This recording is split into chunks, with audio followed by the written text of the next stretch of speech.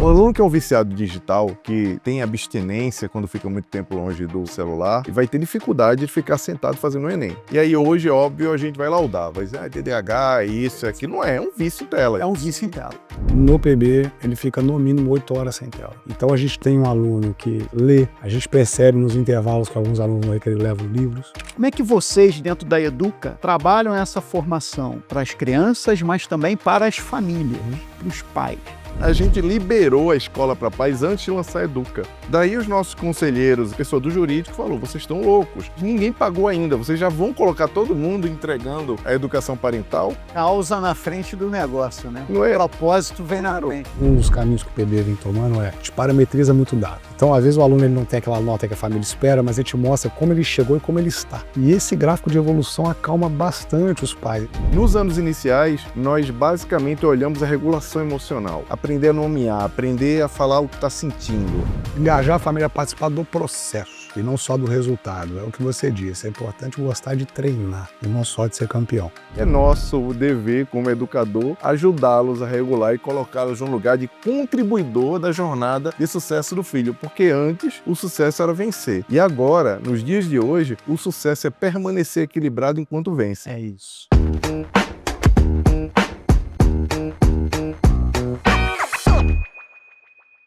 Olá, querida família Inspira, sejam bem-vindos a mais um episódio do Inspira Cash, o nosso bate-papo aqui sempre com grandes amigos e grandes referências da educação no Brasil afora e sempre com algum educador também da rede, né, de alguma escola da Inspira para trazer algum benchmark para a gente.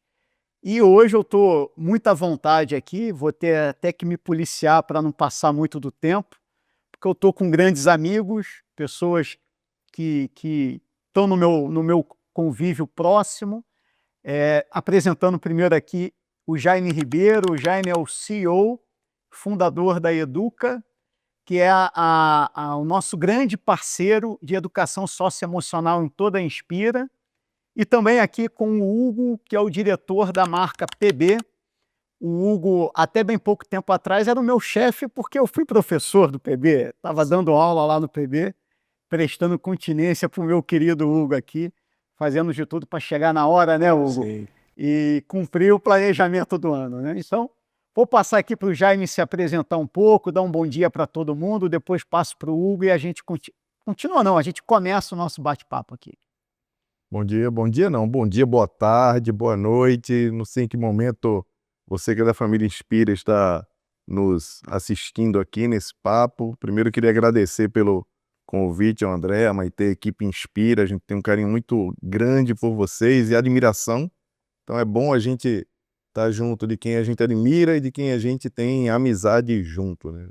Eu sou engenheiro químico e isso inclusive é uma das coisas que mais curiosas sobre a minha vida, porque eu escrevo sobre competências humanas, eu falo nas redes sociais sobre educação digital e eu fundei uma empresa de educação socioemocional. E é curioso porque todo mundo me pergunta como é que isso aconteceu na minha vida, por ter escolhido um caminho de exatas, fui executivo da Ambev durante tanto tempo, mas a resposta parece que é óbvia. O sucesso, sem a gente estar junto, sem a gente falar em olhar para o outro, cuidar do outro, parece que é uma coisa um pouco inócua, um pouco vazia. Daí, talvez eu passasse muito tempo aqui falando sobre como é que isso tudo aconteceu, mas eu queria só agora cumprimentá-los, falar um pouco sobre mim, dizer que é uma alegria estar aqui junto com o Hugo, com o André, para a gente conversar sobre alguns temas que me parecem que são bem interessantes e pertinentes, que vai fazer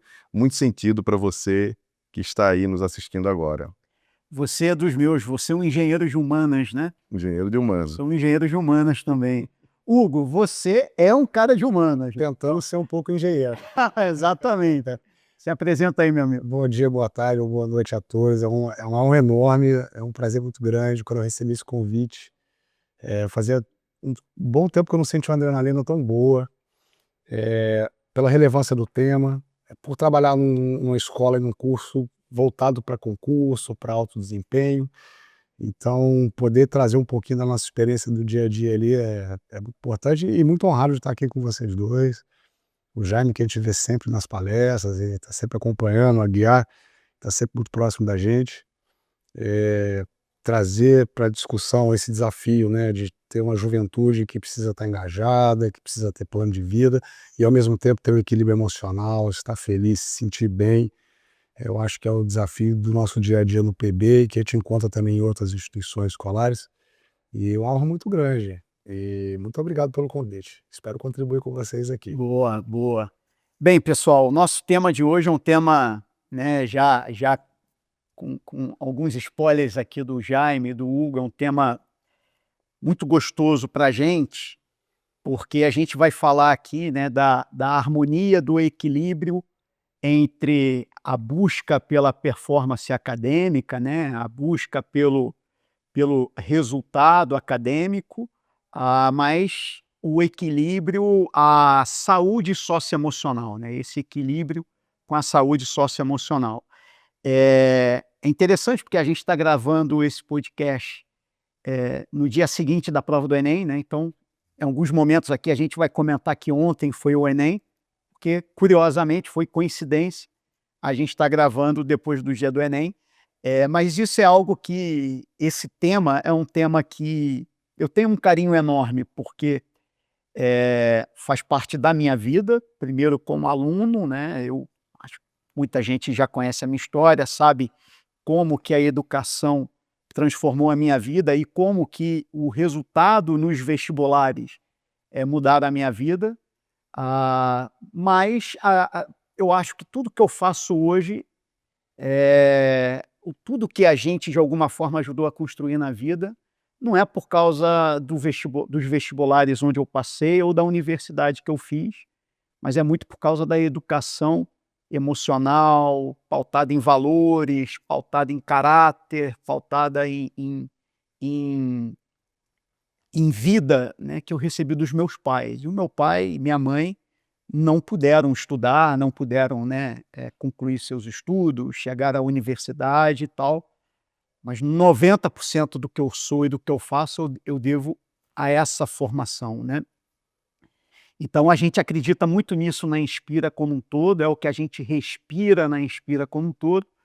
É muito curioso, né, interessante, o Hugo está aqui representando o PB, Jaime, porque o PB nasceu em Niterói, que é a minha cidade.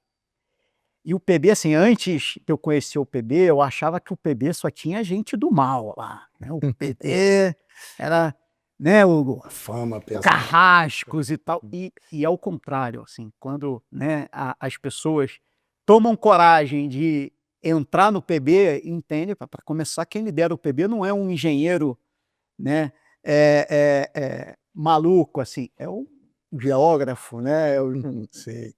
estudioso das pessoas, da alma das pessoas e tal. Então é muito emblemático a gente estar aqui conversando sobre o PB, mas eu poderia trazer qualquer escola da Inspira, qualquer tema, porque isso é muito forte. E isso a gente aprende muito com vocês da Educa também, né? Que não há uma dicotomia entre sonhar grande, trabalhar muito, buscar realizar seus sonhos, os seus planos e cuidar, né, do bem-estar da mente, do bem-estar do corpo, do bem-estar da alma, das relações humanas. Não há um ou aqui, né? As duas coisas andam juntas. É um pouco disso que a gente vai falar, né? Eu vou começar aqui fazendo uma pergunta, vou começar com o Hugo, depois eu rolo para você, Jaime. Hugo, primeiro explica para a gente, para quem está nos ouvindo, para a gente aqui, o que é o DNA do PB, né? O que é feito dentro do PB? Qual é a proposta do PB? Como que o PB é reconhecido? Mas como que lá dentro, no dia a dia, é o dia a dia de vocês para ter tanto sucesso, tantas aprovações assim? Conta para a gente um pouquinho como é ali o dia a dia do PB. André, eu vou começar respondendo com a frase que a gente coloca para os nossos alunos no primeiro dia de aula, assim. A gente tem uma frase que a gente usa muito PB: só passa quem está feliz. Então, como ser feliz no pré-vestibular, como ser feliz no ensino médio, né? O aluno que passa quando está feliz é aquele aluno que chega na prova sem culpa. sem o sentimento de ter deixado alguma coisa para trás, sem uma condicionante na cabeça, um "e se", esse "se" que a gente tenta já abortar no início do ano. Porque, na verdade, a rotina do PB é uma rotina que exige um pouco de trabalho todo dia, André. Então a nossa ideia é diluir isso ao longo do tempo. É para que o aluno tenha uma organização diária. Então a gente trabalha numa escola integral. A gente acredita que as atividades escolares, quando elas são feitas na escola, elas trazem uma eficiência maior, porque tem um apoio maior. Depois a gente vai estar tendo um assunto não estar na tela. Isso ajuda bastante na rotina dos meninos e das meninas. Então o PB tem um trabalho que é organizado. A gente orienta o aluno semanalmente do que ele tem que fazer, como ele deve fazer, e a gente está trazendo a prova viva de que é possível e desmistificando muito essa ideia de que para passar em medicina, para passar no ITA, você tem que estudar de madrugada, você tem que estudar o dia todo, todos os dias, de sábado a domingo, sem pensar no lazer, sem pensar na cabeça, no bem-estar, no socioemocional.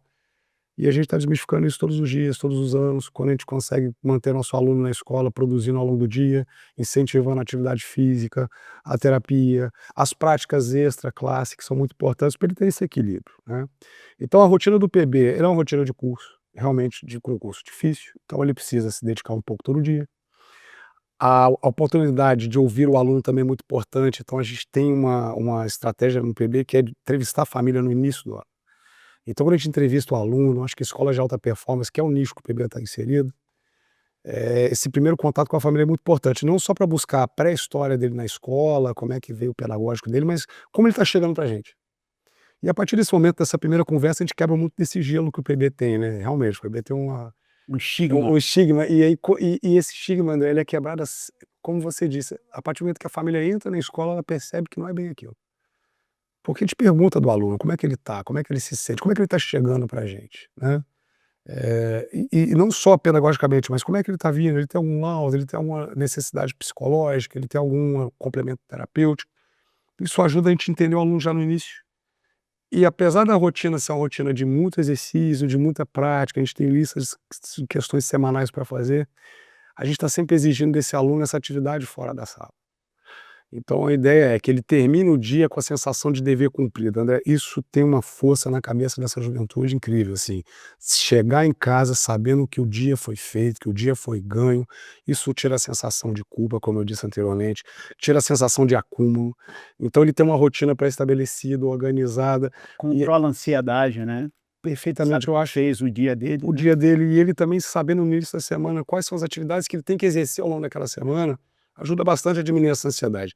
Eu acho que uma juventude, uma infância que o jovem ele acorda e fala: "O que que eu vou fazer hoje?", isso é muito perigoso, assim. O que que eu vou fazer, né?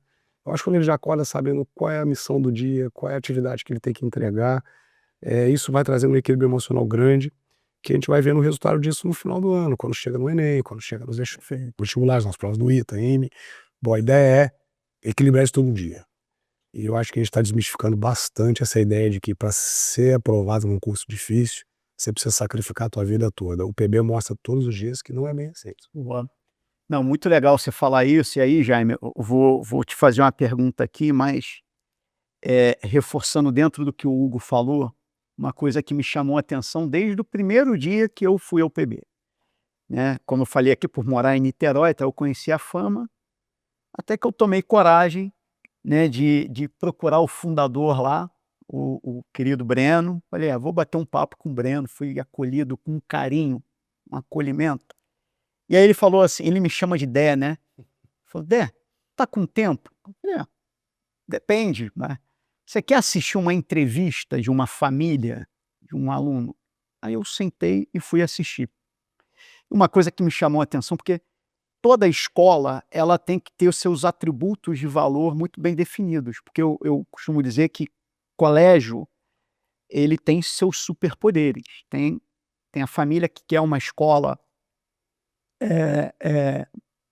mais conteudista, tem a família que quer uma escola mais construtivista, tem a família que quer uma escola mais conservadora, porque ela é conservadora, tem a família que quer uma escola mais progressista, porque ela é progressista. Então, em educação de crianças, você não pode enlatar, você não pode ter tudo igual, porque você tem diferentes perfis de família, você tem que respeitar o perfil daquela família.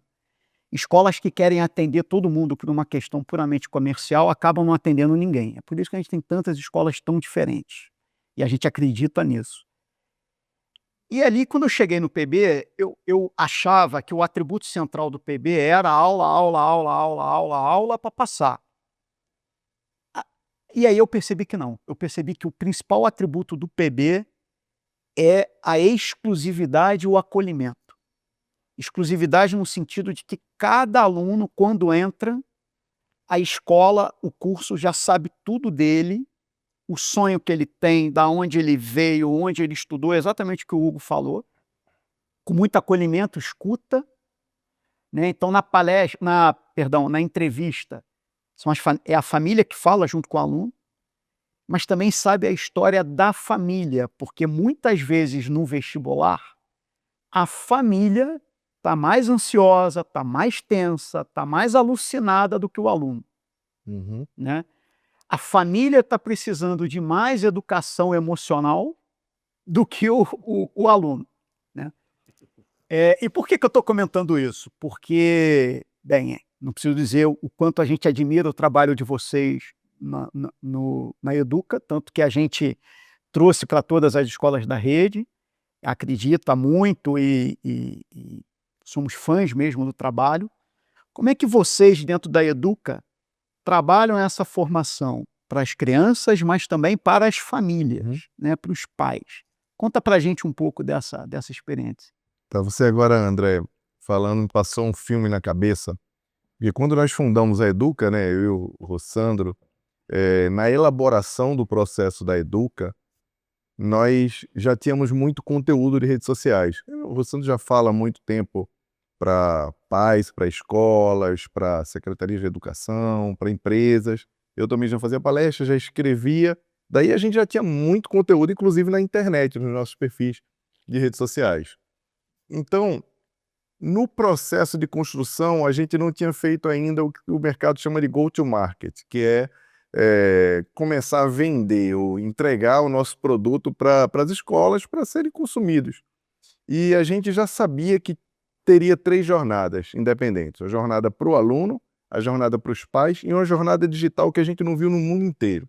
A gente viajou e parecia que a internet não existia para as soluções de educação emocional. A gente achava um absurdo, que a gente já sabia que estava acontecendo um adoecimento por conta do vício digital.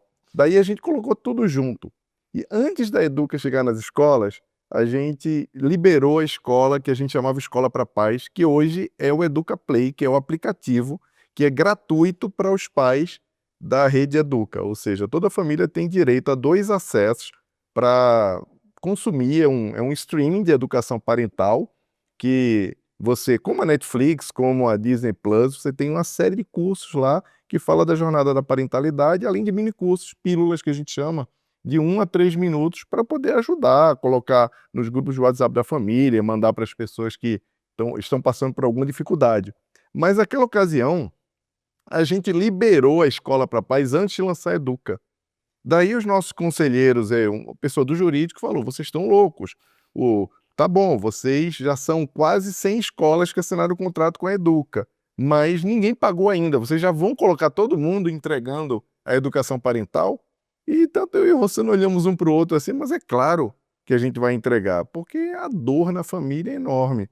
E a gente começou a escola para pais sem ter um único aluno estudante com a gente. Os alunos eram os pais. Foi assim que a gente começou e todo mundo chamou a gente de louco. Causa na frente do negócio, né? Não é? O propósito vem na Claro, frente. a causa estava na frente. E para a gente era um prazer fazer aquilo ali. Daí, foi assim que a Educa começou. A Educa começou com os pais.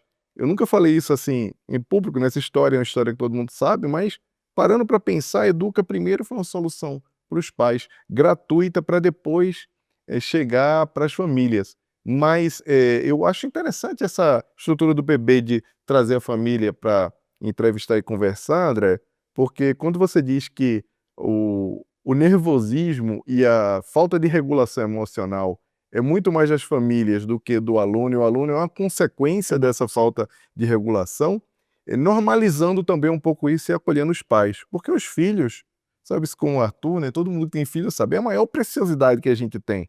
Daí é natural que quando chegue no momento importante que é a escolha de uma boa escola, uma escola que era vista como uma escola assim, de muita cobrança, que depois você descobriu que era muito mais a forma como a gente via os alunos PB com aquela imponência e pessoas que eram muito bem-sucedidas na jornada escolar, do que pela forma como eles eram vistos lá dentro, se planejavam de uma forma um pouco mais humana. E é bom, porque a gente confunde um pouco o respeito com a autoridade. Isso era muito mais sobre a gente, que olha de fora para dentro, do que efetivamente o que acontecia lá.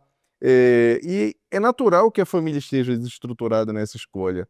E é bom que haja uma entrevista e haja uma jornada educacional de regulação emocional para os pais, para ajudá-los. Não que esse conteúdo é um conteúdo terapêutico, mas é um conteúdo que ajuda a gente a se situar numa jornada imprevisível. Porque se você, pai e mãe, ainda não percebeu que o mundo está imprevisível, precisa fazer uma reflexão, porque a jornada imprevisível da paternidade é ajudada com esse processo da educação parental como um todo.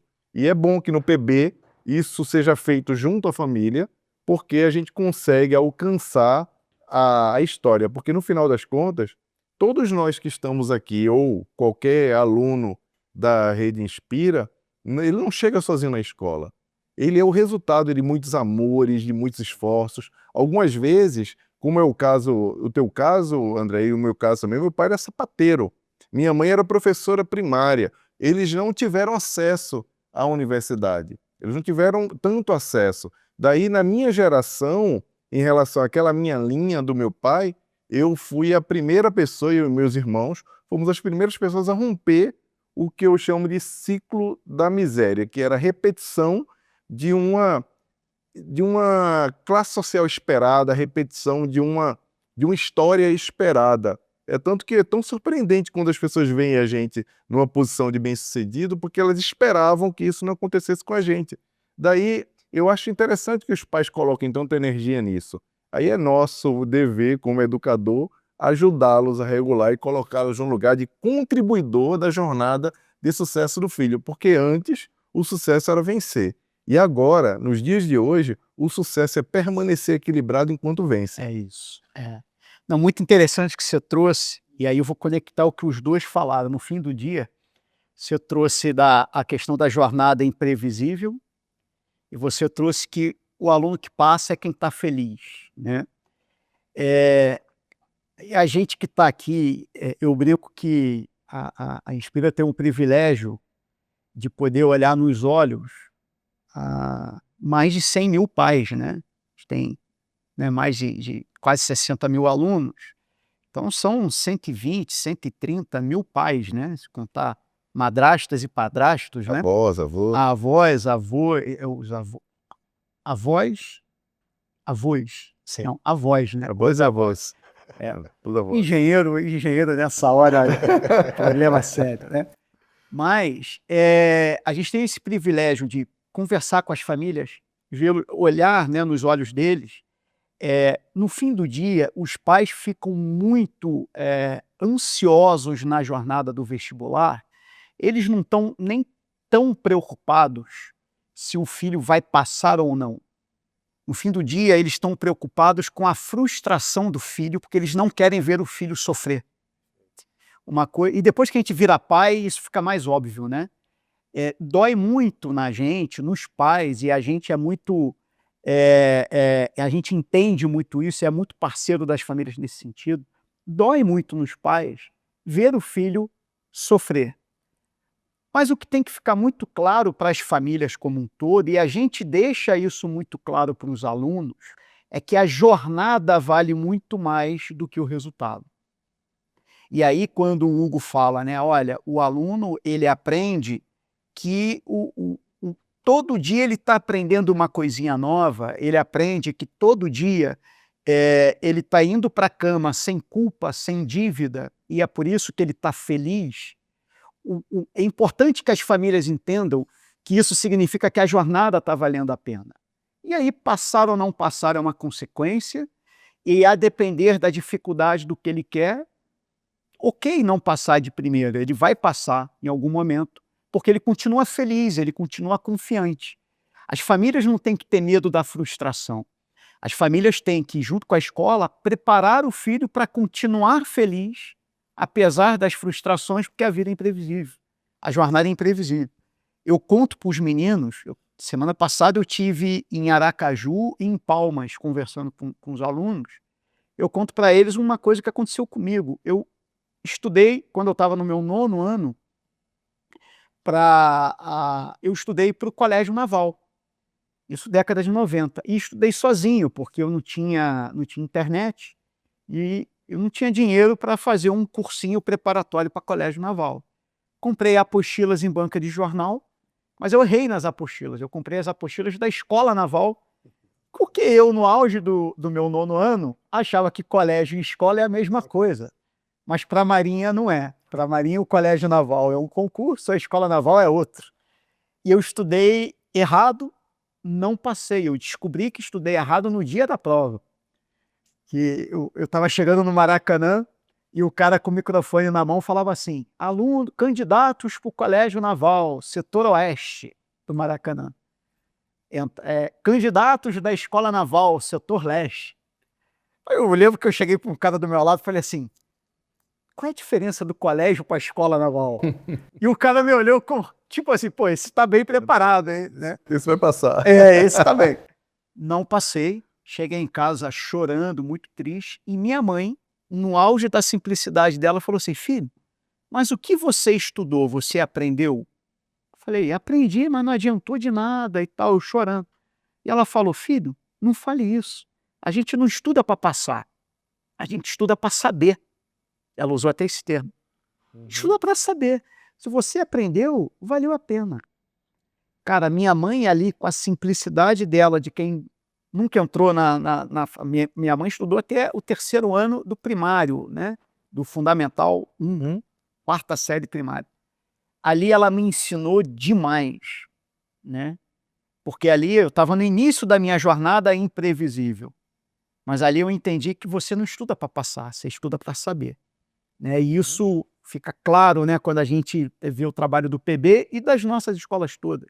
São aqueles alunos que passam, se não passarem, continuam equilibrados, felizes, confiantes, depois passam, e para o resto da vida eles vão saber lidar com a frustração, que é normal numa vida imprevisível, de uma forma, né, muito mais preparada. É a preparação para a vida de verdade. Faz sentido isso? Faz. André, até pegando um gancho aqui, da importância da entrevista, a gente entende muito o aluno quando a gente entende a família, né? E no pré-vestibular, a aproximação da família com a escola é menor do que no colégio, né? No ensino médio, no Fundamental 2, as famílias participam mais ativamente da escola hoje. Eu não sei se é uma percepção minha, mas as famílias participam mais da escola hoje do que na minha época de estudante. E uma das coisas que a gente está ensinando é ensinar a família a entender também o filho barra aluno, né? Então a gente sempre fala, olha, não é só a nota, a gente tem um costume de olhar quanto o aluno tirou, mas a gente não tem costume de olhar a própria prova, o desenvolvimento, o que está acontecendo, né? Então acho que um dos caminhos que o PB vem tomando é, a gente parametriza muito dados. Então às vezes o aluno ele não tem aquela nota que a família espera, mas ele te mostra como ele chegou e como ele está. É isso aí. E esse gráfico de evolução acalma bastante os pais. Então ontem, até curiosamente a gente está gravando um podcast hoje, um dia depois do Enem, e impressionante, ontem na barraca do PB, André, a gente tinha muito mais alunos do que pais, assim, os pais. Então ali eu percebi que a gente está ensinando de verdade, né? Que é confiar e deixar o filho na entrada do concurso, com a própria escola, com os amigos, e tirando um pouco da ansiedade que o pai carrega para a prova. É o que você falou, às vezes o aluno está tranquilo, mas a família está muito tensa. Então, não só olhar o concurso, o dia, mas a preparação, não só a nota. Quanto que ele fez 8, ele fez 7, ele fez 9, mas como ele chegou nisso? E engajar a família a participar do processo, e não só do resultado. É o que você disse, é importante gostar de treinar, e não só de ser campeão. E esse treino depende dessa família do lado, junto, apoiando. A gente faz muita entrevista com as famílias, e depois a gente atende ao longo do ano, né, escolar. Quando a questão é socioemocional, eu sempre falo, mãe, pai, é uma questão emocional do filho, então a gente tem uma certa urgência para atender. E a gente percebe que muitas vezes a ansiedade é exatamente como você disse, é do pai e da mãe ali, e às vezes o filho está tranquilo. Então, aprender a acompanhar, eu acho que é uma coisa que a gente está aprendendo a ensinar também para as famílias. Eu acho que isso é muito É o importante. medo da frustração. Uma coisa que eu falo há muitos anos é que a felicidade tem mais a ver com a forma como você se relaciona com o erro e com a derrota do que a forma como você se relaciona com o acerto e a vitória. Então, se você se relaciona com leveza e com humildade, bem com o erro e com a derrota, você vai ser feliz. E aí o cara feliz passa, né? Vai ter sucesso na vida, no fim do dia, é a felicidade, é você olhar para trás e falar, caramba, que vida legal que eu tive, que estou tendo, por mais simples que ela seja, né? Minha mãe e meu pai vieram de uma vida muito, muito, muito pobre, mesmo assim, eu digo que eu vim de uma vida simples. Meus pais vieram de uma vida que, assim, quantos irmãos você teve? Eu tive 13, mas vingaram 9, porque os outros morreram de desnutrição, fome, doença e tal. Mas muito felizes. Quando se reúnem meus tios, mas muito felizes, lembrando da infância, muito felizes e tal. Com muitas derrotas ao longo da vida. Mas a felicidade tem a ver com a forma como você se relaciona com a frustração e tal. E isso é muito poderoso.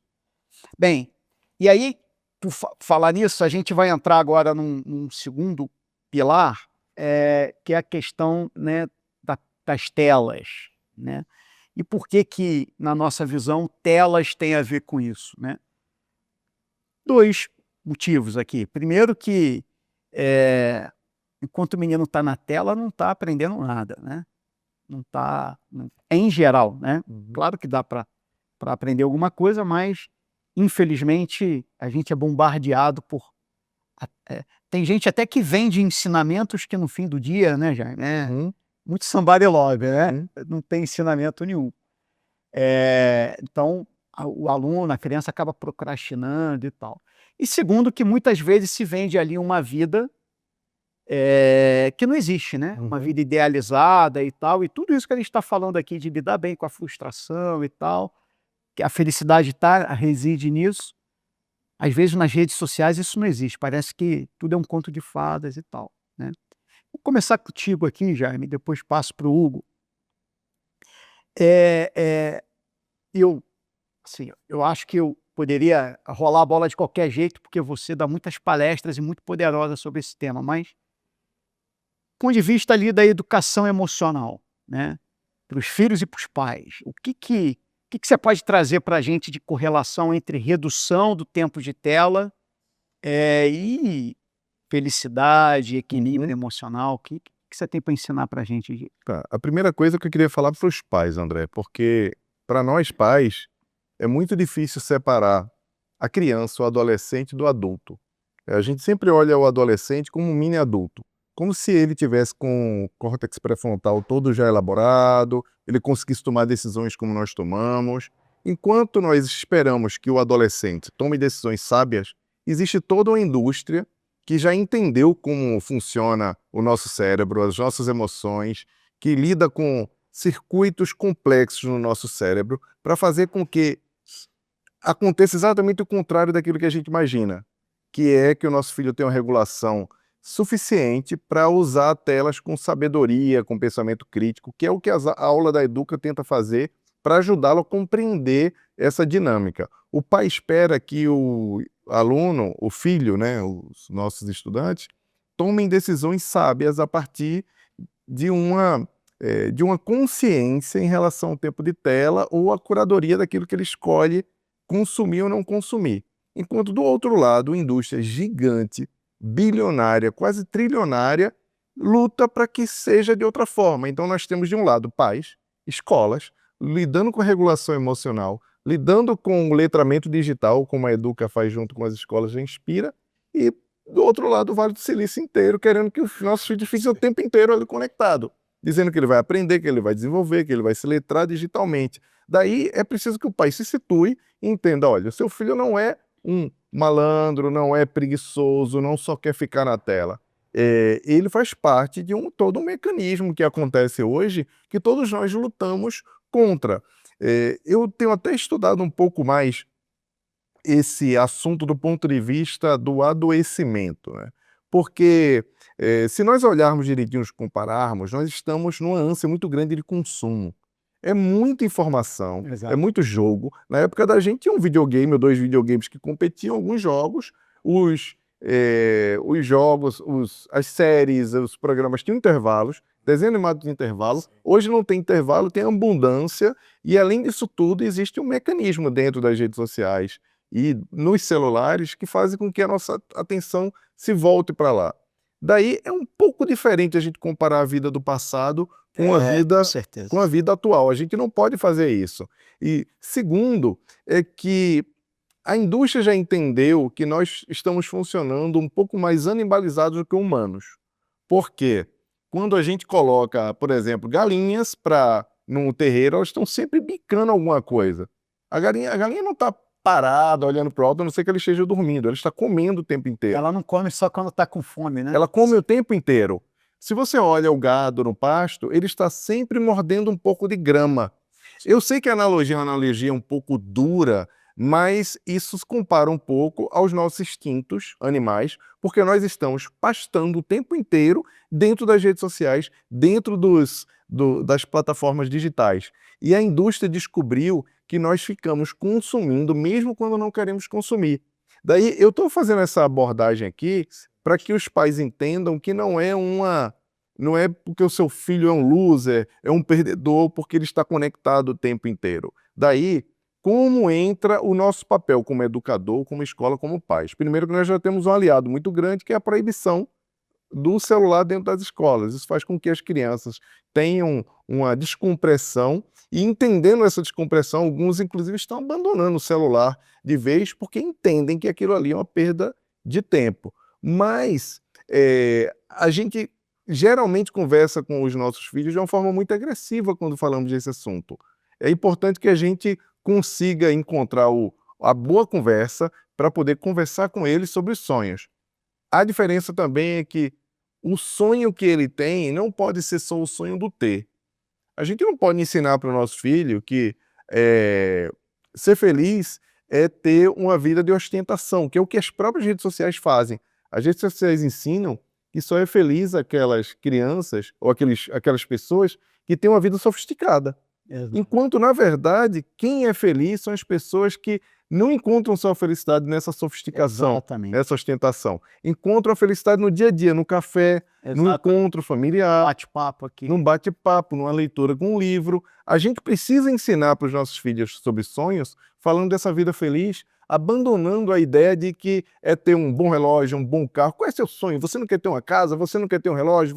Não é bem isso quando a gente fala de sonhos. Sonhos, na verdade, a gente precisa olhar para o sonho como uma vida plena. Não é só uma vida familiar, mas é experiências, viagens, conexões reais, é sentir prazer numa leitura com coisas simples. Ou seja, você ser uma pessoa integral na tua vida. Essa é a primeira coisa que eu daria dica, falando para os pais diretamente, é que não brigue, olhe essa jornada com um pouco mais de tranquilidade, tentando mostrar ao filho, junto com a escola, de que os sonhos precisam ser elaborados, o plano para ser bem-sucedido é um plano não de riqueza apenas do ter, é um plano de ser um bom ser humano, que tenha boas relações e que consiga, no final da vida, olhar e dizer, olha, eu tive uma vida que valeu a pena ser vivida. É isso. Legal você falar isso, porque eu viajei no tempo aqui. Em 2005, eu assumi a direção de uma escola no interior do Pará. São 20 anos já. Não tinha rede social, não tinha smartphone. Não tinha. Mas naquela época já tinha uma impressão ou uma sensação entre os adolescentes de que o ter era mais legal, né? Ter a melhor bicicleta, ter a melhor moto. Os pais davam motos para os meninos, para os adolescentes. Meu pai tem um melhor carro. Se bobear, há 50 anos atrás era a mesma coisa. E aí a gente mudou o slogan da escola, e o slogan da escola passou a ser... O slogan da escola antes era exigente porque a vida é assim. A escola sempre teve uma assinatura embaixo.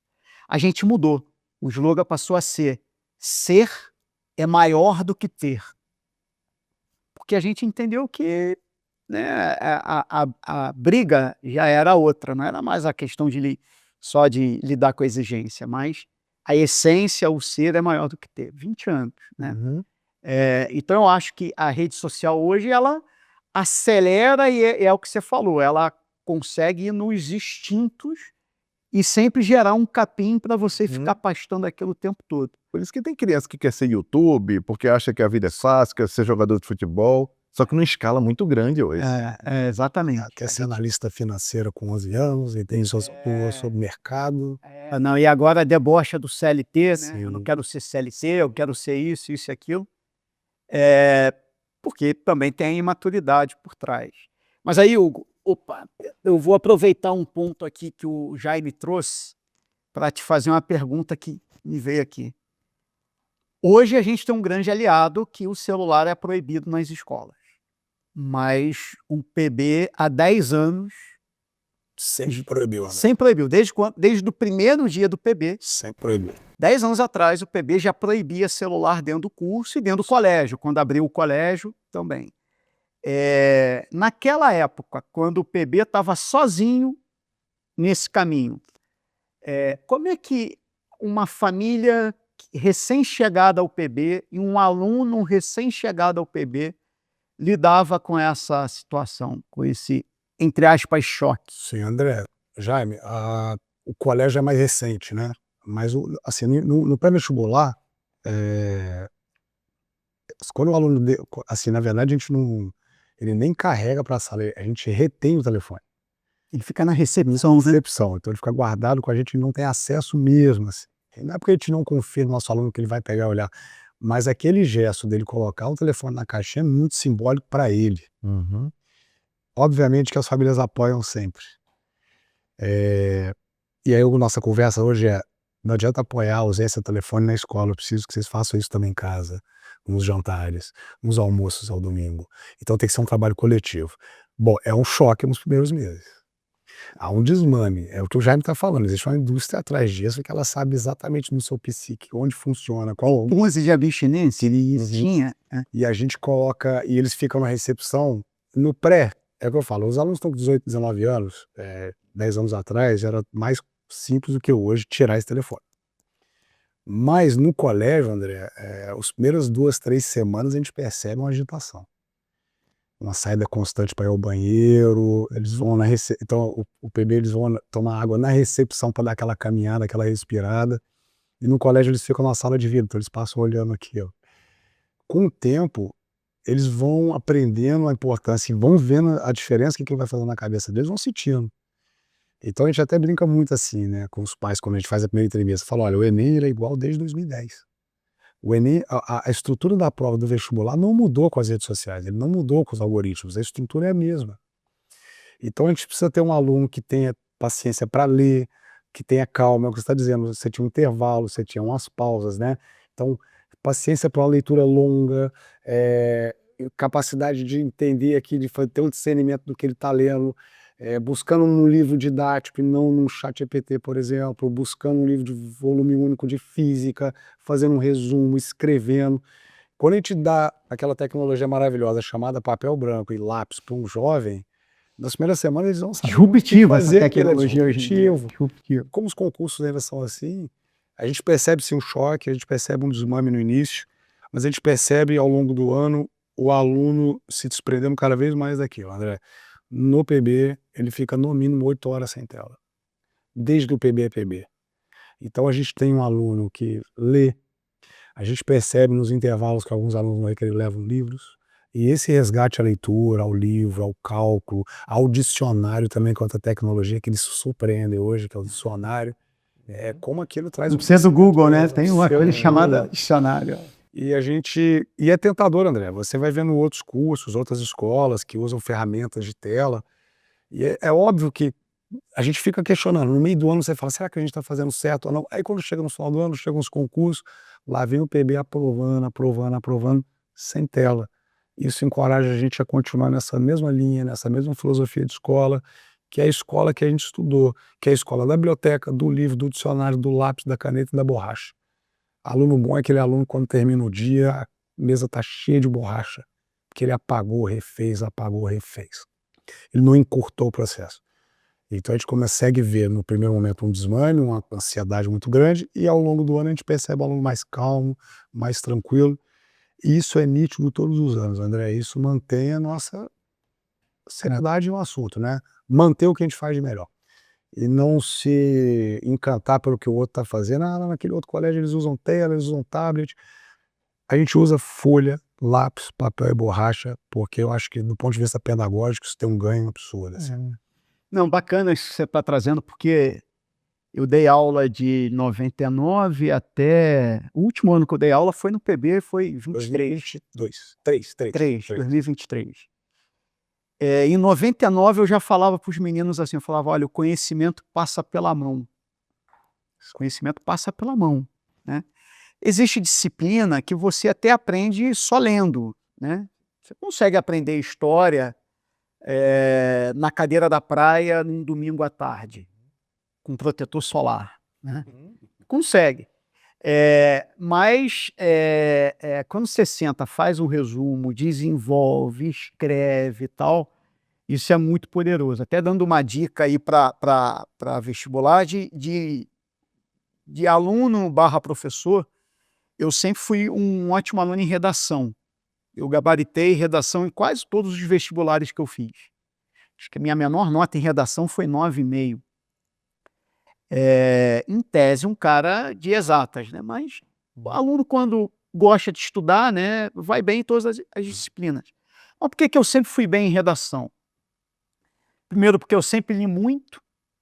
Segundo, porque eu sempre falei muito. Falar é um ótimo exercício para redação. Falar direito. Eu, com garoto ainda, adolescente, eu falava em bullet points, assim, né? Aí o grupo jovem da igreja me ajudava muito e tal, mas falar com clareza, com coerência e tal, falar ajuda, mas eu sempre escrevi muito. Eu estudava matemática escrevendo. Eu tenho o caderno guardado até hoje que tem a história do Euler, tem a história do Newton, porque o professor contava a história e eu escrevia no caderno, né? O professor contava as curiosidades e eu escrevia, né? Então, escrever é muito poderoso. O papel e lápis é muito poderoso. As telas hoje, elas encurtam, facilitam as coisas. E ok, é um novo mundo que vem, uma nova jornada, eles conseguem fazer coisas na tela que a gente não consegue, mas o vestibular, nesse aspecto, ainda é a moda antiga, ainda tem uma redação escrita. Então, talvez para a garotada de hoje tenha essa dificuldade adicional, que eles têm que voltar no tempo para poder fazer um vestibular analógico. Né? Então, é importante que as famílias entendam isso também. Né? A gente não está aqui dizendo que o tablet, o computador seja ruim, não. Ele é bom. Né? As profissões do futuro estão aí. Mas o vestibular é analógico. Então, a família tem que ajudar. Ó, filho, para fazer um bom vestibular, você vai ter que voltar no tempo um pouquinho. Papel, lápis, escreve, porque é assim que cai na prova. Né? O que eles fazem fora da escola, eles já estão... Assim, eu tenho uma filha de 13 anos, assim, ela realmente domina coisas na tela que eu jamais vou dominar. Mas acho que eles já fazem isso fora da escola, né? Então, por isso que o espaço da escoa, o espaço do papel... Algumas famílias questionam, falam, mas como é que você está preparando o aluno para o futuro sem ele usar o tablet ou a IA dentro de sala? Eu acho que dá para casar as duas coisas. Dá, total. Porque o grande problema não é o equipamento. A questão é a perda do foco, é a falta de capacidade de se concentrar para fazer uma prova. Então, o aluno que é um viciado digital, que tem abstinência quando fica muito tempo longe do celular, ele vai ter dificuldade de ficar sentado fazendo o Enem. Não importa o que aconteça, a mente dele não vai se concentrar, e aí hoje, óbvio, a gente vai laudar, vai dizer, TDAH, isso, aqui não é um vício em tela. É um vício em tela. Ele não consegue, é o brain rot que se fala, é o cérebro apodrecido, ele não consegue se concentrar, inclusive no filme. Um filme que é um entretenimento, você vai ver um jovem lá vendo um filme de 1h30 e pegando o celular várias vezes ao longo do filme. Sim. Não é sobre o conteúdo, não é sobre o estudar. É sobre o cérebro não estar preparado para uma jornada que exija um pouco mais de esforço. Daí, o aprendizado na utilização dos equipamentos não tem muito a ver com a questão da performance. Se o aluno vai performar, para o aluno performar, ele precisa estar preparado. E eu gostei do que você falou sobre o caminho curto. Né? Tem uma história que eu gosto muito. Né? Teve um rabino que chegou numa encruzilhada, encontrou um garoto, uma criança, e perguntou, estou precisando chegar naquela cidade. Qual é o caminho mais curto para chegar lá? O garoto olhou para ele e falou, olha, existe esse caminho aqui, que é o caminho curto, longo, e existe esse outro caminho aqui, que é um caminho longo, mais curto. E aí o rabino ficou abusado e falou para a criança, como assim um caminho longo que é curto e um caminho curto que é longo? Me fala logo qual é o caminho mais curto, que eu quero chegar logo lá, que eu tenho um problema sério para resolver. E ele falou, o caminho mais curto é esse aqui, mas vou logo te avisando que esse é o caminho curto que é longo. E ele falou, e foi embora pelo caminho curto que era longo, e no meio do caminho ele entendeu o que o garoto quis dizer, porque aquele caminho curto era um caminho cheio de obstáculos. Era um caminho que tinha pedra, ele não conseguia andar direito, ele escorregava, tinha um riacho no meio. Apesar dele ver a cidade exatamente dali onde ele estava, mas ele entendeu, ficou bravo e voltou para o garoto e perguntou, por que você não falou logo para mim que eu demoraria mais pelo caminho curto? E ele falou, eu tentei te avisar, porque existem caminhos que são caminhos curtos, que são longos, existem caminhos longos que são curtos. Às vezes o caminho longo é a gente proibir, é a gente seguir a escola e dizer, aqui tem uma caixinha para você colocar o seu celular e nós vamos almoçar sozinhos, nós vamos conversar sobre o que aconteceu no teu dia, eu vou falar sobre o meu dia também. São escolhas que a família precisa fazer e que nem sempre ela está preparada, porque ela acredita que o caminho curto é o caminho de usar IA para estudar, que é uma realidade, eles já estão resolvendo problemas com IA. Daqui a 5, 10 anos a gente vai precisar olhar novamente para isso e falar em regulamentar e como é que vai ser a jornada com inteligência artificial dentro da sala de aula, porque pode ser bom, mas na capacidade de resolução de problemas para uma jornada imprevisível. Porque a jornada imprevisível, apesar de ter um bom planejamento, o aluno vai se defrontar com coisas que não esperava, como, por exemplo, a escola e o colégio, que ele não tinha conhecimento, o André, na hora, ele estava preparado para aquele exame, talvez ele passasse se ele tivesse comprado a apostila correta. Daí, é importante a gente saber que no meio do caminho vão acontecer percalços, que é a jornada imprevisível de um mundo que é líquido, muda o tempo inteiro. Mas, falando inclusive no Enem, eu gostei muito da redação, fiz até um story aqui, quando eu estava esperando, porque o Anchieta falou que acertou, né? O Colégio Anchieta falou que tinha feito esse trabalho, outras escolas devem ter também Acertado o tema. acertou no tema, deve ter conseguido também fazer a mesma coisa, e isso mostra que essa previsibilidade, que a experiência do professor, a forma como ele traz essas possibilidades, dificilmente vai ser substituído por um robô. O robô vai trazer estatísticas, mas não vai conseguir olhar o espírito do tempo, a movimentação do que está acontecendo para trazer. Inclusive, o próprio tema do Enem é um convite para a gente olhar a jornada escolar com mais humanidade. Porque no momento que a gente fala só em performance, no momento que a gente fala só em olhar para si mesmo, a gente não vai pensar no idoso, nem nessa mudança demográfica. Quando a gente coloca milhões de crianças, adolescentes, para pensar sobre isso, você já está fazendo um processo de desenvolvimento da empatia, da competência humana com essa molecada toda. Total. Não, e vocês falaram duas coisas aqui muito poderosas. Uma sobre a concentração, né? Como eu falei mais cedo, eu sempre rodo as escolas para conversar com os alunos, para dar aquela palestra e tal. Como são muitas escolas, cada ano eu vou num grupo de escolas e falo com os alunos do ensino médio inteiro. Então, ano passado eu fui no PB e falei com o ensino médio todo. Esse ano eu não consegui ir no PB, ano que vem eu vou de novo, eu tenho que fico revezando. Eu estava em Aracaju essa semana e eu sempre faço uma brincadeira com eles que eu falo assim, pessoal, vocês vão bem na prova porque vestibular não é uma avaliação de quem sabe mais, é uma avaliação de quem merece mais. E vocês vão bem na prova porque vocês vão chegar tranquilos porque vocês sabem que são muito merecedores, trabalharam mais e tal, e fizeram muitos simulados ao longo do ano. E aí eu pergunto, para que serve o simulado?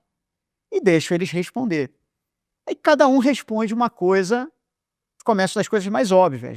O simulado serve para saber quais as disciplinas que eu estou aprendendo mais, quais que eu estou aprendendo menos.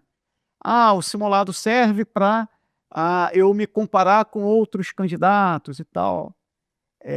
Aí já tem gente que fala, o simulado serve para treinar meu corpo, porque minha bunda dói, eu tenho que ficar 5 horas sentado, então treina a minha capacidade de ficar sentado. Físico. Em Aracaju, a primeira resposta que eu vi foi de uma aluna que falou assim: o simulado é para eu conseguir ficar 5 horas e meia sem olhar para o celular. Foi a primeira resposta que eu ouvi. Porque para mim é impossível ficar 5 horas sem olhar para o celular. Então, no simulado eu sofro muito. É exatamente o que vocês trouxeram. Foi a primeira vez na minha carreira, que eu já falo com os meninos há 20 anos, foi a primeira vez que eu ouvi essa resposta. Foi a resposta Ela, inédita. ela teve sinceridade para falar, porque provavelmente isso já vinha acontecendo há alguns anos e ninguém tinha tido a sinceridade para assumir a questão do vício digital. E agora, nas próximas vezes que eu falar com os alunos, eu vou citar isso também. Ela falou logo de pronto: não, vai ficar 5 horas se olhar o celular, é um parto. Né? Então, Atenção picotada, né, André? Né, atenção picotada. picotada. Atenção E picotada. aí eu acho que a gente está tendo um ganho grande em cima disso, assim, é o tempo de leitura. O Enem, eles não reclamam muito da dificuldade da prova, eles reclamam do tempo. Não, e você falou do filme. Cara, o meu filho, 10 anos, vai fazer 11. Meu filho não consegue ver um filme até o final. Agora conseguiu, porque teve o Halloween, queria muito ver um filme de terror. E aí eu fui ver o filme Halloween com ele, o de 70 e tanto lá atrás, o primeiro Halloween. Eu sentei do lado dele e falei: vamos ver isso sexta-feira, 11 da noite, para ver se ele estava corajoso. Ele viu até o final, ele viu, ficou ali. Dormiu? Não dormiu, não dormiu. Agora, a maior parte do tempo ele fica zapeando na Apple TV e querendo ir para o YouTube. E a mãe proibindo: YouTube não, YouTube não, YouTube não. Porque ele fica ali, ele não consegue decidir. Sim. É tanta também fartura de opções que ele não consegue tomar decisão. Né? Bem, deixa eu propor aqui um outro ponto também, senão a gente fica até amanhã aqui conversando. E diz que o podcast falaram aí que não pode passar de 3 horas de duração, então eu estou aqui para a gente ficar Pega dentro, mais café. ficar dentro das 3 horas de duração. Mas, aproveitando que você falou do tema da redação, né, que traz uma reflexão sobre os idosos, sobre o envelhecimento da população e tal, isso sempre traz uma reflexão sobre o futuro, né, sobre o que vem pela frente. A gente aqui na Inspira tem sempre essa visão de, quando as pessoas perguntam qual é o futuro, o que vocês têm como futuro para as escolas que vocês trazem, né? E eu sempre falo: olha, para a gente, futuro para as escolas é continuarem tendo muito orgulho do seu legado. A gente faz questão que as escolas continuem, né, ligadas ao seu DNA, ao seu propósito desde a fundação. Niterói, a gente tem o PB, o Marília Matoso e a Canadense. São 3 escolas completamente diferentes, 3 escolas de excelência, depende daquilo que a família se propõe para o futuro, né? E aí a escolha vem em função disso. Mas a gente quer que cada escola cresça. Então, o PB, quando entrou, por exemplo, era só o cursinho. Hoje já tem um ensino médio completo, crescendo, com fila de espera, e a gente vai agora com o ensino fundamental, anos finais, né? A gente já tem outras escolas que tinham só educação infantil, agora estão indo para o ensino fundamental e tal. Então, na nossa visão, a gente quer que as escolas sejam completas. Então, tudo isso que a gente está falando aqui, né, a gente começou por conta do exemplo da história do PB olhando para Enem e cursinho, mas no fim do dia a gente quer que tudo isso que a gente está falando de preparação, de currículo, mas com tranquilidade emocional, com felicidade, impacte todas as séries, todas as crianças. Vou começar com uma pergunta para você, Jaime, depois eu passo para o Hugo. Como é que na Educa vocês olham também, você contou que nasceram olhando para os pais, depois para as famílias, envolvendo os alunos. Como é que vocês trabalham lá nos anos iniciais, né? No infantil, no fundamental? Como é que é esse trabalho, esse olhar da Educa para as crianças desde os primeiros passos? Na educação infantil, nós temos 3 pilares. O primeiro pilar são os valores. Porque, por incrível que pareça, os pais esquecem ou acreditam que as crianças são muito novas para falar sobre os valores morais. E acha que é muito cedo para falar dos valores morais, e em algum momento, quando olha lá na frente, e está muito tarde para falar sobre isso. E não ajuda, desde pequenininho, eles a pensarem nesses valores morais que são sustentados pela própria família. Então a gente foca em valores, foca em felicidade e comunicação. Felicidade, que todo pai quer que o filho seja feliz, toda mãe quer que o filho seja feliz, e a comunicação, porque é quando ele desenvolve a interação social, que é muito importante. A gente fica olhando, observando o nosso filho na educação infantil, para ver se ele é sociável. É muito importante isso para a gente, ver a criança se articulando com outras crianças. Nos anos iniciais, nós basicamente olhamos a regulação emocional. Aprender a nomear, aprender a falar o que está sentindo, aprender a, inclusive quando tem sentimentos como raiva, saber que aquilo ali faz parte, frustração, não é alguma coisa que lá na frente ele não entende muito bem o que está acontecendo, e aí quebra. Quando eu falo quebrar, é passar para se automutilar, ter crises muito severas de desequilíbrios emocionais que levam a saúde mental a ficar corrompida.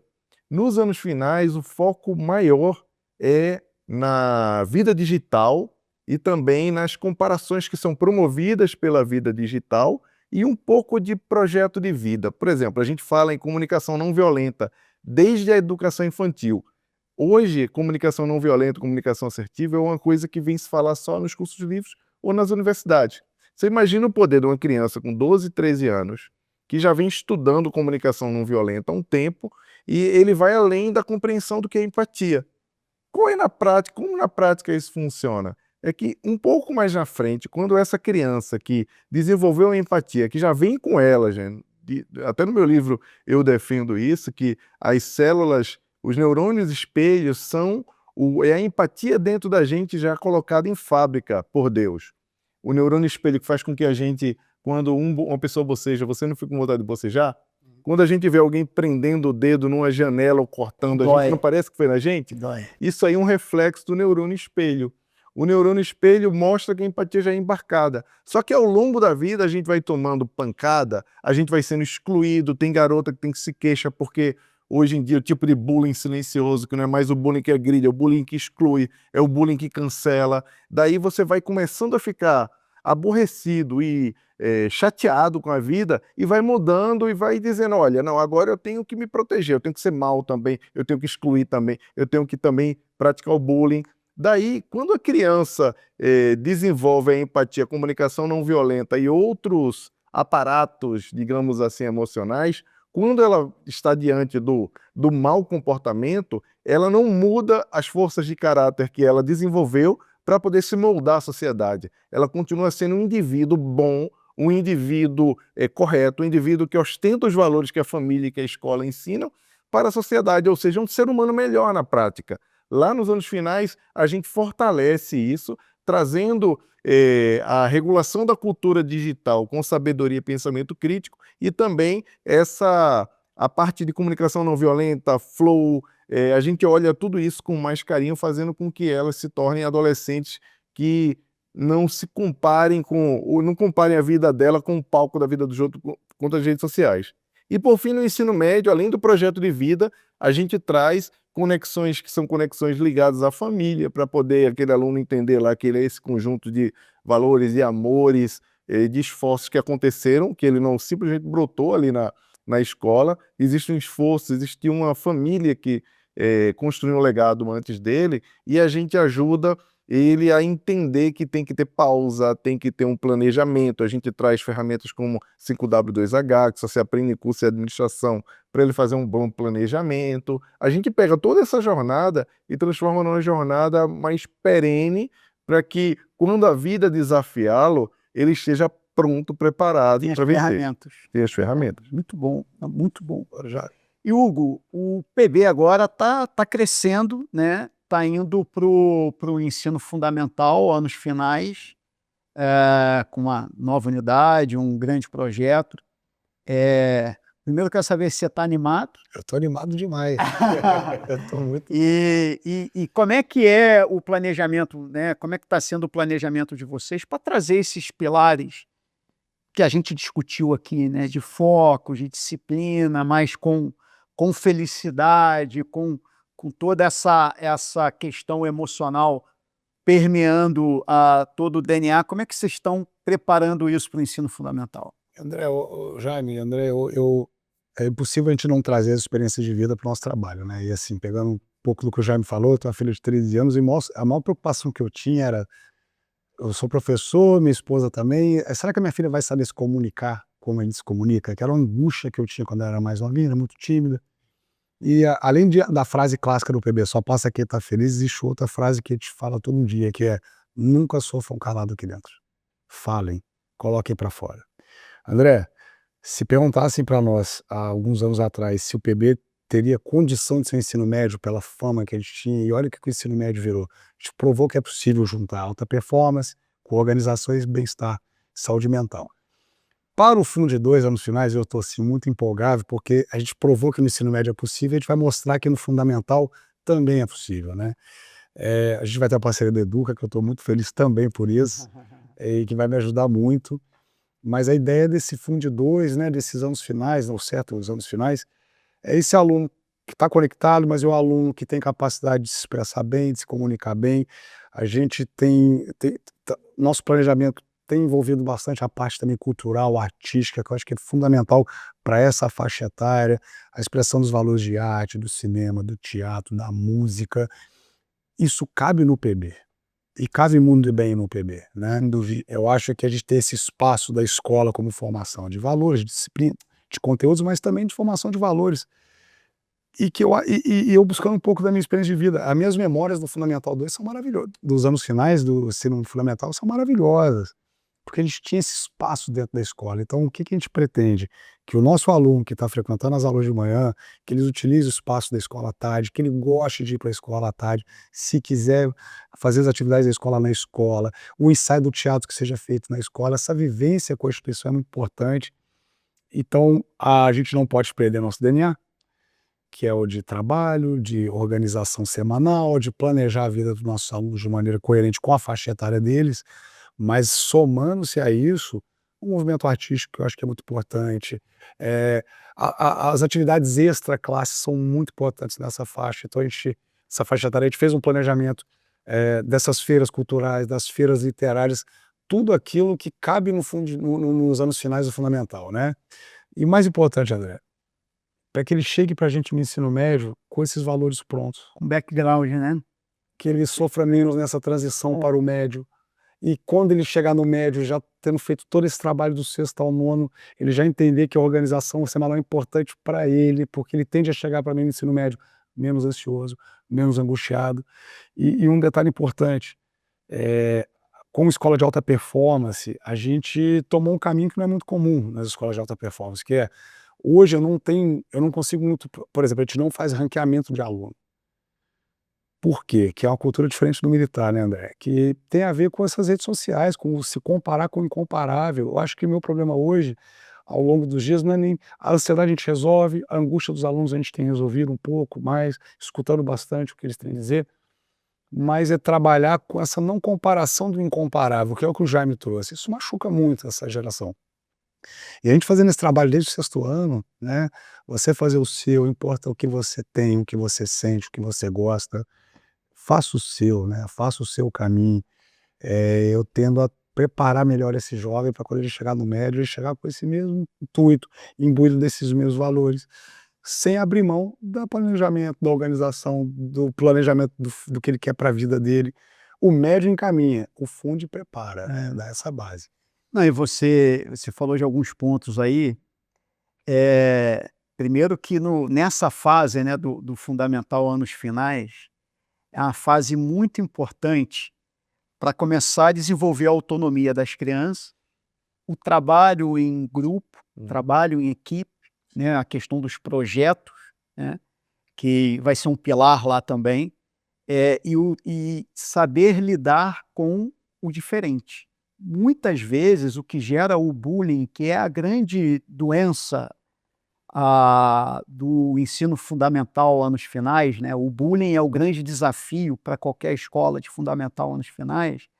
Ele vem de uma dificuldade que a criança tem, que a sociedade brasileira tem, não vou falar aqui criança ou família, a sociedade tem, de lidar com o diferente, né? de lidar com naturalidade com aquilo que é diferente do que é o círculo, o ninho dele originário, né? E aí a criança nessa fase começa a querer ser engraçada e tal, aí vem a situação do bullying infeliz. Essencialmente o DNA do PB sempre foi um DNA de muita união, né? O PB é uma escola, é um curso, uma escola de foco, de aprovação e tal, mas que nunca teve lá dentro uma frase do tipo: esse cara do lado é teu concorrente. Dei aula lá, você nunca teve. Que a gente vê, infelizmente, Brasil afora, não na Inspira, mas algumas outras escolas, a gente vê isso, né? IES, estresse, então não existe isso no PB. Só passa quem tem gastrite. Isso Só passa, né? Haja café e tal, não tem esse tipo de coisa. Então isso vai ser natural para o fundamental. E quando você fala a questão das artes e dos esportes também, né? Está investindo lá também em área esportiva e tal, vai muito disso, porque no esporte você aprende a perder, né? Quantos e quantos exemplos você tem? A frase do Michael Jordan, né? Que é 1% de acerto e 99% de erros. É assim que se faz um campeão, né? Então, o Oscar que dizia que mão santa coisa nenhuma, né? Mão cansada, mão treinada, né? E tal. Então, o esporte traz essa questão de que a vontade de treinar tem que ser maior do que a vontade de vencer, frase do Bernardinho. Isso tudo se ensina ludicamente para a criança no ensino fundamental nos esportes e nas artes, idem também, né? E as artes vão sempre concatenar com a questão histórica, com a questão sociológica e tal, e isso lá no Enem, lá na redação, vai ajudar muito, Sim. né? Quantas e quantas vezes o tema da redação do Enem foi tema trabalhado por muitas das nossas escolas na aula de teatro ou no projeto de teatro do 9º ano, né?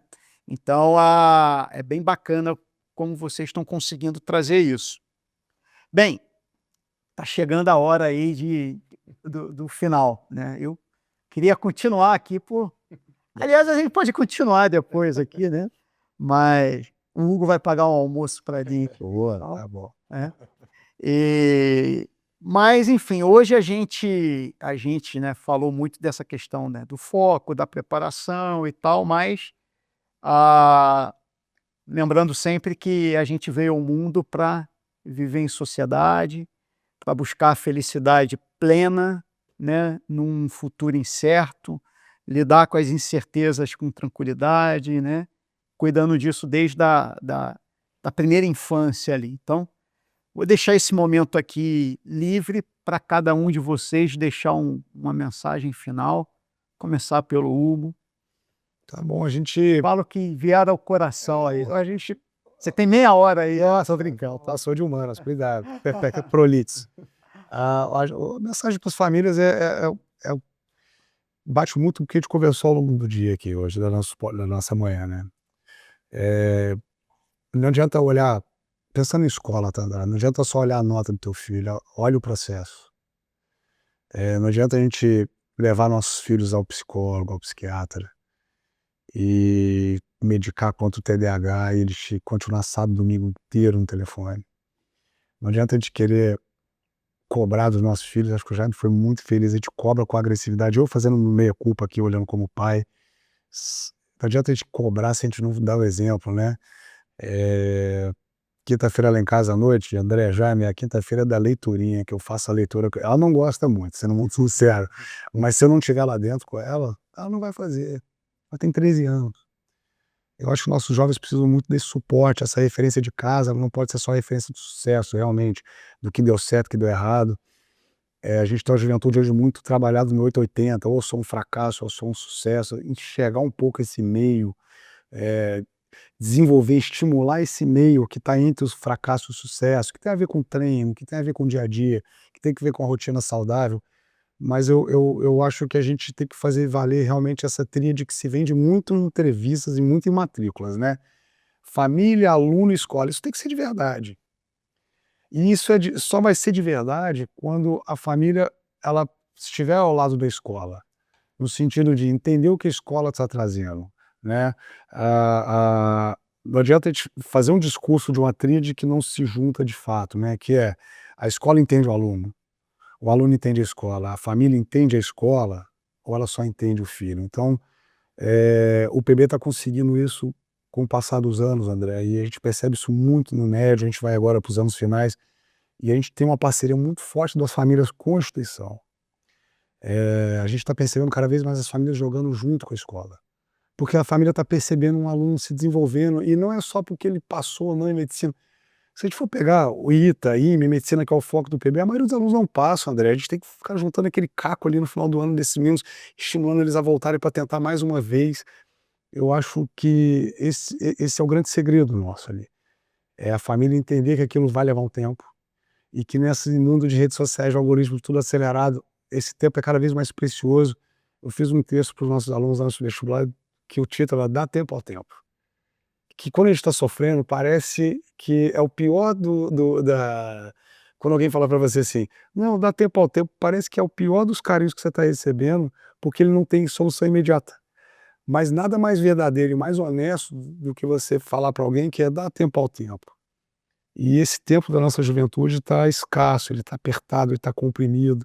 Então o recado que eu dou hoje, final, com esse tema da nossa discussão, é acompanhar, não só resultado, acompanhar o processo, estar junto com a escola, ouvir o que a escola tem a dizer, ouvir o que os filhos têm a dizer. E nessa dificuldade cada vez maior de se expressarem, saber nomear os sentimentos, fazer um trabalho bem feito lá no ensino básico, no anos finais, e não deixar de trabalhar do médico isso, né? Se expressar, fala o que você está sentindo, saber nomear. Isso vai trazer com certeza sucesso não só na carreira profissional, mas na vida pessoal de uma maneira geral. E eu tento aplicar isso em casa como pai todos os dias, né? Eu não posso ser diferente no meu trabalho em casa. Então tentar manter essa unicidade acho que é muito importante. E agradecer demais esse momento aqui de aprendizado que eu estou tendo, nesse convite maravilhoso. Para mim é uma aula aqui. Espero ter contribuído de alguma forma também, André, com a nossa experiência lá do PB, que está tudo certo. Para mim é uma aula. E é legal que a cada conversa dessa a gente vira um pai melhor. Sim. Porque cada pedrada que a gente ouve de vocês, tem que chegar em casa aí, ó. Deixa eu pensar aqui, né? E aí, Jaime? Essa união da família com a escola, que é uma união de confiança. Quando o pai e a mãe escolhem uma escola para o filho, tem que depositar confiança naquela proposta pedagógica, no que está sendo feito. Tem que virar um aliado, não um hater. Porque de hater, a sociedade já está cheia. O filho provavelmente vai enfrentar os seus haters, os seus opositores ao longo da vida. E a escola é sempre uma aliada do filho. Eu acho que isso é bem importante a gente saber, para a gente também lutar contra as nossas tendências. Assim como o estudante tem que lutar contra a tendência dele de ficar o tempo inteiro consumindo no scrolling infinito, aquela coisa que às vezes é nada, os pais também precisam olhar para dentro e dizer como eu posso ser um contribuidor da jornada do meu filho que não seja só cobrando. Porque o filho não necessariamente precisa de um chefe dentro de casa fazendo follow-up e dando feedback. Ele precisa de um aliado. E nessa hora é preciso que os pais façam uma reflexão que eu gosto muito, que é do Immanuel Kant, né, que é um filósofo alemão, que é um dos maiores filósofos da história, que ele diz que liberdade não é você fazer o que você quer. Liberdade é você fazer o que você não quer. Quando você escuta essa frase, você buga e peraí, não, liberdade não é fazer o que eu quero, eu sempre ouvi que liberdade é fazer o que eu quero. Isso serve também para os adolescentes, para os jovens. Você só é livre quando você consegue fazer aquilo que você não quer. O que você quer fazer é impossível. O que você quer fazer é estar no celular o tempo inteiro. O que você quer fazer é não ler com o pai e com a mãe para desenvolver o hábito da leitura. O que você quer fazer é seguir a manada, seguir aquilo que os outros fazem para você fazer igual. Só que a gente precisa entender que esse mundo desenhado da matemática, da informática, como a gente chamava no passado, que hoje é o mundo da IA, ele se desenhou de uma forma diferente do que a gente imaginava com o pensamento matemático. Nós, engenheiros, pensávamos que as pessoas que iam dominar o futuro seriam as pessoas que melhor fizessem contas. Quando a gente olha hoje, quem é mais bem-sucedido, quem consegue transitar melhor nesse mundo, são as pessoas que sabem lidar com pessoas. Isso não quer dizer abrir mão da performance. Porque o que é a performance no final? É você passar no Enem, ter uma boa nota, ou você passar e chegar lá feliz? Aquele conceito de felicidade que não é o conceito da felicidade porque eu consegui. Porque logo após a gente consegue alguma coisa, né, André? Deve ser assim com você também. Depois que a gente consegue uma conquista, ela vira o normal da nossa vida. Você já quer a próxima. Se você não tem propósito, se você não consegue desfrutar aquilo ali, você não é feliz, porque você está sempre em busca do amor que Platão chamava do amor eros, que era o amor sempre que você não tem. Você é apaixonado pelo que você não tem. Você quer o carro que está na concessionária, não o teu carro. Você quer o casamento do outro, não o teu casamento. Você quer a escola do outro, não a tua escola. Daí é sempre uma lacuna que preenche a tua necessidade de amor. É o Descartes que fala, eu acho, né, que a vida é a eterna sucessão da ânsia de querer e o vazio de ter. E o vazio de ter. Quando, na verdade, Aristóteles faz uma correção a isso, e ele diz que, na verdade, o nosso foco, o foco da felicidade, do amor, deveria estar naquilo que a gente tem. É a gente amar aquilo que a gente já possui. Por isso que quando eu trago o Kant e coloco esses dois filósofos aqui no meio para dizer que liberdade é fazer o que a gente não quer, é a gente dizer não sim para a jornada do celular. É a gente dizer não de virar um hater dentro da rede social da escola e virar um facilitador, virar um agregador. É a gente dizer não para a gente mesmo, do cobrador do filho, e entender de uma vez por todas que educação emocional não é um luxo. Não é uma fraqueza quando a criança está ansiosa ou quando ela está em depressão. Tem pai que ele precisa ir para o psiquiatra, porque meu filho está com depressão, meu filho está com ansiedade, como se aquilo fosse uma doença mortal. Quando, na verdade, a gente entende que hoje a aceleração e os laudos, o entendimento do que são algumas condições mentais, é importante que a gente entenda que a ciência avançou para a gente perceber isso melhor e cuidar. Daí o pai não é miserável nem está sendo mal sucedido porque ele tem uma criança que está com ansiedade. Ele é miserável quando ele não entende que a ansiedade faz parte da jornada humana num mundo tão complexo, tão imprevisível, e não aceita que o filho pode ser bem sucedido mesmo sendo ansioso. Daí a jornada emocional que entra na escola de alta performance para ajudar, para fazer com que aquele aluno seja de fato bem-sucedido, precisa ser compreendido uma vez por todas pelos pais, que não é uma coisa de quem vai abraçar a árvore, de quem é bobão. A educação emocional é uma questão de sobrevivência em um mundo tão imprevisível, para que esse aluno, que é o aluno do PB, o aluno da Canadense, o aluno do Dombos, do Portinari, do São Paulo e tantas escolas que existem na rede, possam ser pessoas felizes, passando sim nos Enems, tendo um fim bom, mas usufruir também daquela jornada, do meio e do depois que consegue, porque feliz você é quando você entende que o que você conseguiu é uma conquista, uma vitória, mas que vai fazer parte de uma vida que satisfaz os teus anseios, a tua vida como um todo. Oh, muito bom, muito bom. Pô, pessoal, só tenho a agradecer aqui esse papo. Obrigado, Hugo. Parabéns por tudo que você Parabéns. tem liderado lá no PB, com um time maravilhoso que você tem lá. Obrigado, Jaime, por essa parceria já há alguns anos, né? Eu que agradeço, né? O nome aqui, o nome da equipe Educa toda. Não, é sempre um prazer, é sempre um papo daquele que a gente sai pensando. Você falando aí lembrei agora aqui, um outro grande filósofo, que é um doutor da Igreja Católica, mas é um filósofo que é Santo Agostinho, do século IV. Santo Agostinho falava da concupiscência humana, que é a inclinação que você tem para ser escravo da vontade, né? Você tem a inclinação para ser escravo da vontade. E ele dizia que só tem uma coisa que cura isso, que é o amor. E é o amor verdadeiro, né? É o amor de longo prazo. E aí ele falava que aí tinha uma outra frase dele também que é sensacional, que é: quem ama de fato pode fazer o que quiser. Porque ele vai querer fazer o bem, vai querer fazer coisas boas, vai querer lutar contra os instintos e vontades. Então é muito do que as nossas escolas ensinam. E muito legal ver que o PB, que talvez seja a escola de mais performance e tal, das mais de 100 que nós temos, está também mergulhado e imerso nisso. Então, vou brincar aqui, se o PB está assim, imagina as outras, né? É verdade. Estou muito verdade. feliz já Muito bom. com a Educa também agora nos finais do PB, Estamos juntos. É isso, vamos juntos. Obrigado a todos, obrigado a você que está nos acompanhando até agora. Vamos em frente, até o próximo InspiraCast.